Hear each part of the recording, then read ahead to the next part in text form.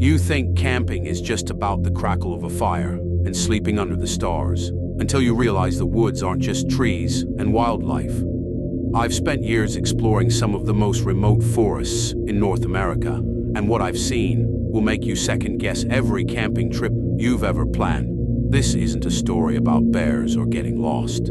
It's something much darker. Something waiting in the shadows, watching. Tonight I'm sharing 3 true stories from campers who never thought they'd see the woods the same way again.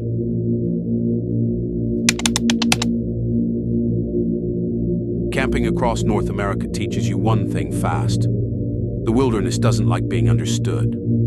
I've camped in national parks, remote forests, and places so far off the map they don't even have names. Most trips were normal, quiet, peaceful. But a few nights still don't make sense. One of the first happened deep in the Pacific Northwest. We set up camp just before sunset, surrounded by towering pines and thick fog that never fully lifted. Around midnight, we heard footsteps circling the tents, slow, heavy, too deliberate to be an animal. Every time we shined a flashlight, the sound stopped. The moment the light went off, the footsteps continued, closer than before. We stayed silent until morning. No tracks, no broken branches. Nothing that explained what walked around us for hours. Another night, years later, I was camping in the Nevada desert. Wide open land, no trees, no cover, just endless stars and silence. Around 2 a.m., a light appeared on the horizon. It wasn't blinking, it wasn't moving like a plane. It hovered, then it split into 2, then 3.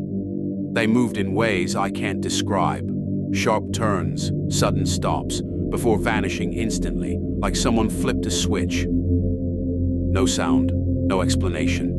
But the worst experiences always happened in forests. In the Appalachian Mountains, we kept hearing our names whispered from the darkness, not shouted, not echoed. Spoken softly, like someone standing just out of sight. We searched the area, nothing. The whispers followed us down the trail when we left. In the Rocky Mountains, we woke up to our campsite completely rearranged, our chairs stacked neatly, our cooler moved 10 feet away. No signs of struggle, no animal damage, just organized. Whatever did, it wanted us to notice. And then there are the sounds. Campers talk about screams at night, high-pitched, human-sounding cries that echo through the trees. People say it's foxes or mountain lions. Maybe sometimes it is, but I've heard screams that pause, that listen, that change direction when you move. One night in Canada, we heard drumming, slow, rhythmic, coming from deep in the woods. It lasted nearly an hour, then stopped all at once, like whoever or whatever was doing it realized we were listening. The strangest part about these experiences isn't fear, it's intelligence. The way the noises respond, the way footsteps avoid light, the way voices copy humans but don't quite understand how we sound. Like something is practicing, learning. Every unexplained camping story has one thing in common. There's never a clear ending. No creature revealed. No final answer. Just a moment where the forest goes quiet again and pretends nothing happened. And that's the part that stays with you. Because when you're deep in the wilderness of North America, miles from help, surrounded by darkness older than memory, you realize something unsettling. You're not alone out there. You never were.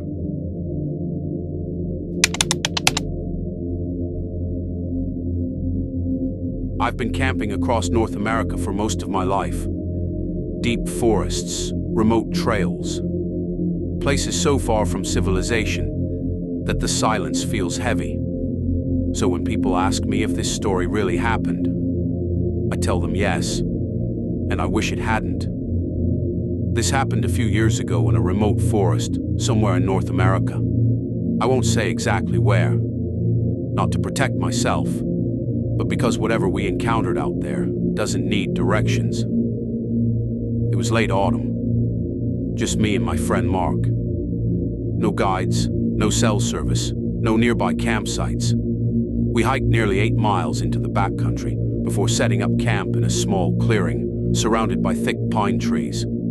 The forest felt old, dense, like the trees were leaning inward, listening. The first night was strange from the start, like no crickets, no owls, no wind. Just a silence so complete, it made my ears ring. Around midnight, I woke up suddenly. No reason, no sound to explain it, just that instinctual jolt, the kind your body gives you when something isn't right. Then I heard footsteps, slow, careful, measured. They weren't heavy like a bear or quick like a deer. These steps had intention. Whoever or whatever was walking out there was trying not to be heard. I whispered Mark's name from inside my tent. No response. That's when I heard a voice from the trees. My voice. "Hey, you awake?" My blood went cold. It sounded exactly like me. Same tone, same slight rasp, same pause between words. I held my breath, convinced I was imagining it, until it spoke again, closer this time. "Come on, man, I need your help." I stayed perfectly still. A few seconds later, I heard Mark's tent unzip. Then nothing. I finally worked up the courage to open my tent and shine my flashlight toward his campsite. Mark's tent was empty. Before I could move, another voice drifted through the trees. Mark's voice. "I found something. You need to see this." It wasn't panicked. It wasn't excited. It sounded wrong. Flat.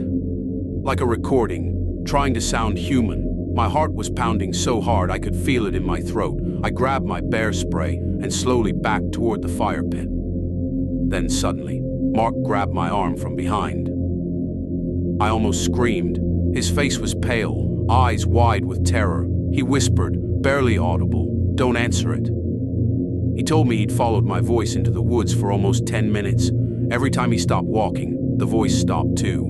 Every time he moved, it moved farther ahead, leading him deeper. We didn't argue, we didn't pack, we ran. Branches clawed at us as we sprinted through the dark.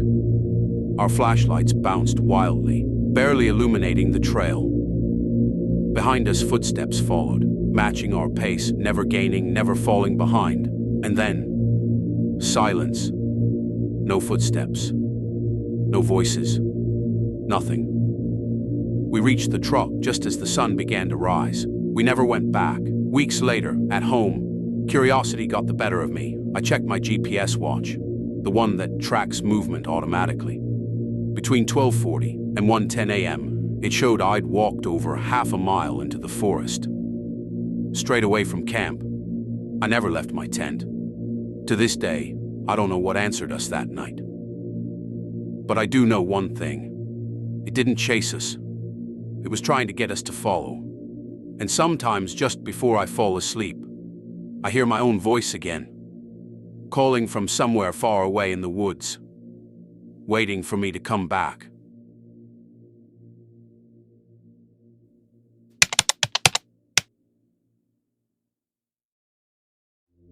I didn't plan the trip carefully. That was my first mistake. This was a solo camping trip, deep in a forest in North America. One of those last-minute escapes you take when life feels too loud and you just want silence. I parked at an unmarked trailhead and hiked a few miles in until I found a small clearing beside a creek. No trash, no fire ring, no signs that anyone had been there before me. At least, that's what I thought. I set up my tent, made a small fire, and ate while the sun went down. The forest sounded normal, crickets, distant birds, water moving slowly over rocks. It felt peaceful. Then, without warning, the sounds stopped, not one by one, all at once. The silence felt wrong, heavy, like pressure building in my ears. That's when I noticed the boot prints near the edge of the clearing. Larger than mine, fresh enough to still hold their shape. They led toward my campsite, then turned and disappeared back into the trees. I told myself they were old, someone passing through earlier. Still, I packed my food into a bear can and zipped my tent tighter than usual. Sleep didn't come easily. Sometime during the night, I woke up to the sound of fabric shifting. Not my tent, another tent. Close enough that I could hear someone moving slowly, carefully, like they didn't want to be noticed. No voices, no footsteps. Just quiet motion in the dark. I held my breath and reached for my flashlight. Click. Nothing, just trees, darkness, and my fire pit, cold and gray. I didn't sleep again. Morning came slowly, too slowly. I packed as fast as I could and started hiking out.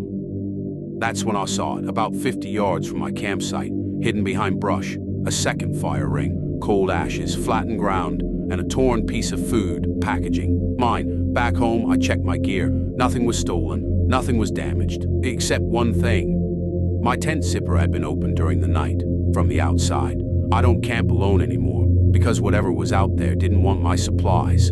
It wanted to see if I was awake. And that wasn't the last strange thing I experienced in the woods.